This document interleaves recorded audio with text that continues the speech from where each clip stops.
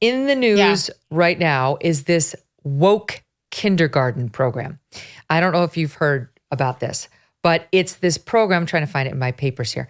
It's this program that has a consultant come into your school and radicalize your children, the kindergarten children, teaching about how bad America is, how skin color is everything, pronouns and so on. And I think it's a federally supplemented program where we're trying to wokeify our young people. And they've got some radical leftist who's running it in a school district that is struggling when it comes to math, struggling when it comes to English. I could go on. I'm going to find my paper so I give you the actual specifics.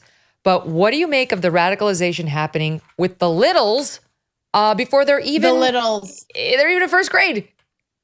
The babies. That's what hurts me. Like, I feel like I can talk to... My youngest is a senior in high school, so we're almost through. There's been some of the... What are the cat... Like the furries... That has happened in my daughter's school. And I'm like, hold me back. Yeah. Oh, and I'm like, just get her out. We're almost there. Point is, at that age, you can have conversations with your kids and, go back and forth with kindergartners. You're lucky if you find out about it. It sounds like from what I read that most of the parents knew and were informed, which is, breaking news. It seems like people are doing so much behind the scenes now. It's actually called woke kindergarten. Like they intentionally named it that. Yeah, that's the name of the program. And they're leaning in. And they don't care about the bad test scores. They don't care. Right. They sounds love like it. Something we would say. I feel like, I think I saw something also where even some of the teachers weren't buying into this. I mean, they're told what to do and saying to, avoid whiteness and to stay away from whiteness, like distract from that and not talk about that. And really I found it. Poisoning these You're children. right, 100%. And all right. So let me give you I'll give you the TikTok on it. So it's, okay. This is per the San Francisco Chronicle. It's a Bay Area school. Shocking. They spent $250,000 on this woke kindergarten program. It's called the Glassbrook Elementary School. They've got almost 500 students, predominantly low income, because this is what low income kids are worried about, whether they're using the proper terminology. 2/3 of the students are English learners. More than 80% Hispanic. The struggling to boost low test scores school, not to mention dismal student attendance, spending $250,000 in federal money for this organization called Woke Kindergarten. They're training teachers, ready, Sage, to confront white supremacy, disrupt racism and oppression, and to remove those barriers to learning. They share with schools, this program does, wonderings, which pose questions for students, including, if the U.S. defunded the Israeli military, how could this money be used to rebuild Palestine? Oh my goodness. Sure. Kindergartners. They have thoughts. Right. I can't, I'm disgusted. Again, I can't get over the fact that they openly call it woke kindergarten and federally funded for profit. So they're taking the federal funds and then still making the money. I think I saw that the leader of it, she's quite a character, and none of this surprises me when you read about her. Don't be such a bigot. She goes by they.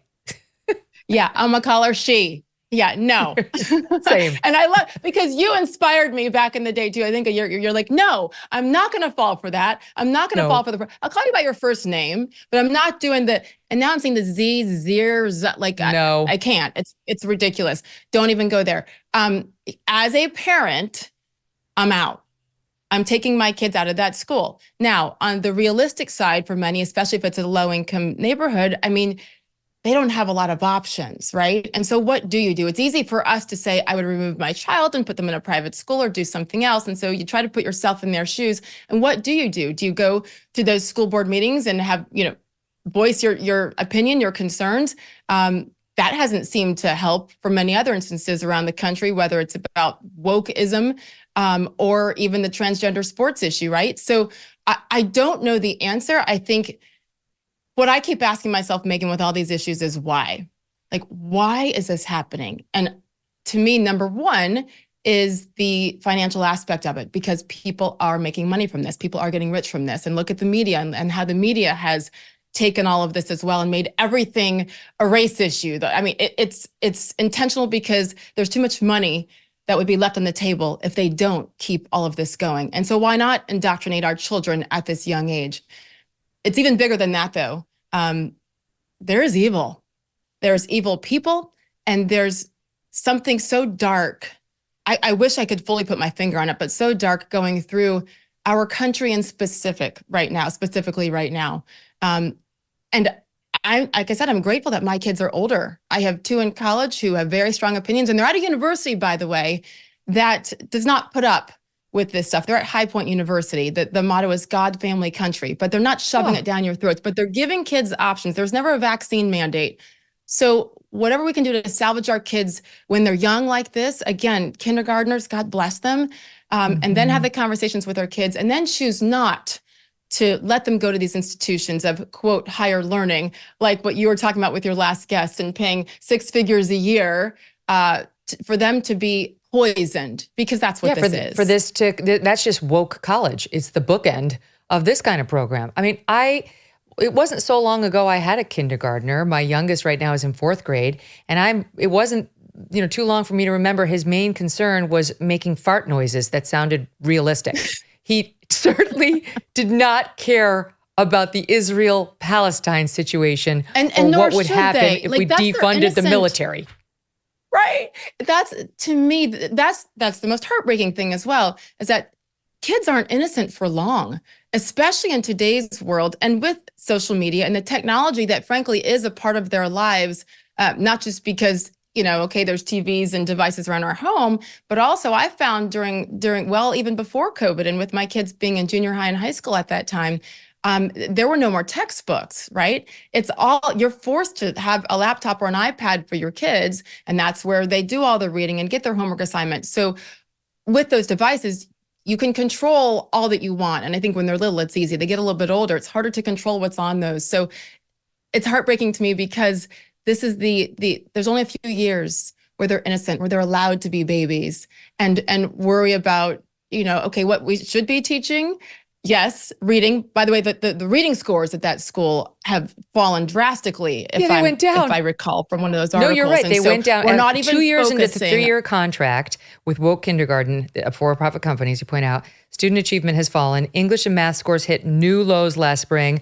Less than 4% of students are proficient in math. Just under 12% are at grade level in English. Under 12% in the school are at grade level in English. That's a decline of about 4 percentage points in each category. When the San Francisco Chronicle called to ask questions about this of district officials, they said, well, woke kindergarten did what it was hired to do. We have improvements in attendance and suspension rates, and the school's no longer on the state watch list, only to be told by the Chronicle that the school was not only still on the watch list, but had dropped to a lower level. They have no idea what they're doing. But they're still taking those funds. I think the only silver lining here is that it sounds like there are many teachers there who are upset about this. Teachers who actually want to do their job and teach reading and math and all of those basics to set them up for elementary school, primary school, junior high school. And so, okay, all of us are out there, and thanks to people like you getting these stories out there, and probably some parents, it sounds like as well. We haven't heard as much from teachers with any of these controversies. And I think it is time for teachers to take a stand as well. I know it's easier said than done, but what we've seen with so many different kinds of controversies, silence really is compliance. And it is scary. We know that. But if we're gonna truly try to save these kids, we have no choice. And so teachers help, because teachers get a bad rap for this. These are things they're being told to do, especially if you got money coming in from the feds. Like sometimes they don't have a say. So what do? I empathize with many of them because I think most teachers probably feel like us and just, they didn't get into this to teach wokeism. That wasn't even a word a few years ago. What is that? They did it out of the love. They're not doing it to get rich, You know how it is too. And the parents who normally would be the ones who object to this, they're working, they have lives. I remember when we were at our New York City school, they brought in this race program called Pollyanna. And I was like, oh, that's got a nice name. I don't know what that is. Even I wasn't looking into it. And then you spend 2 minutes Googling this and the people behind it, and you're like, whoa. But most parents aren't doing that. You're kind of trusting your educators not to veer off course, of just teaching them the things they need to know. These days, people are paying a little bit more attention. But I'll put it to you this way. Yeah. Imagine you mentioned the woman who created the program. Her name is Akia Gross. And she calls herself an abolitionist early educator. So imagine taking your 5-year-old, which is how old you are in kindergarten, and saying, I want you to spend all 5 days this week and every week of your kindergarten year listening to this person. Here's a little sound from Akia. Yes, everyone, the rumors are true. I am anti-Israel. I am pro-Palestine. And I am 100% 10 toes down anti-Israel. I believe Israel has no right to exist. I believe the United States has no right to exist. I believe every settler colony who has committed genocide against native peoples, against indigenous people, has no right to exist. I believe in a free Palestine, from the river to the sea. I have an unwavering respect for children, an unwavering love and care and compassion for children, a commitment to children and to their freedom, to their learning, to their lives, to sustaining their lives. Y'all are the demons. Y'all are the villains. We've been trying to end y'all, get free of y'all. Think those parents would say, here, have at him. I had not heard that, and I am disgusted. Shame on her. Sometimes I think when those people do that and they hold their camera and they do the selfie videos, like, I really hope that she's just doing it for attention, that deep down she doesn't mean it. Even if she doesn't, she's doing it. Why? Because she's making money doing so. And the fact that that school district chose her, not they or whatever the hell she wants to be called, chose her to come in there and to teach that crap to those kids, to kindergartners. By the way, I had an argument with one of my daughter's teachers when she was in kindergarten, actually. It was one of the first times I had to really go in and stand up for one of my kids. It was a crazy moment. And I remember coming out saying that this is why we're here as parents. We must advocate for our children because we can't always control who is allowed in the classrooms. We really can't. At the end of the day, what I said to that teacher, story for another day with you and me over wine. It's a long one. It's a good one, juicy one. I said to her, your job is not to say, okay, if Sally says the sky is blue and Johnny says, no, the sky looks more pink to me today. You don't tell Johnny or Sally they're wrong. You say, well, why do you think that? Well, let's talk about it. I don't want to know the teacher's opinion. Your job is to encourage conversation from that young age. So then what happens? They don't end up like all the idiots on social media who can't actually have a conversation, which means nothing in this world, in this country is going to change. Let's discuss a crucial aspect of your financial health, your credit report. It's time to face a hard truth. Your credit report could be suffering due to unfounded, reputation-damaging claims. These are the kind of claims that simply will not hold up under rigorous scrutiny, so they must be tested. And that is where Lexington Law Firm comes into play. For less than $100, Lexington Law champions your cause using a comprehensive arsenal of consumer protection laws to fight for your best credit report. Lexington Law is fully equipped to challenge those exploitative creditors and aggressive debt collectors who obstruct your financial path. Go and visit lexingtonlaw.com for a complimentary credit assessment.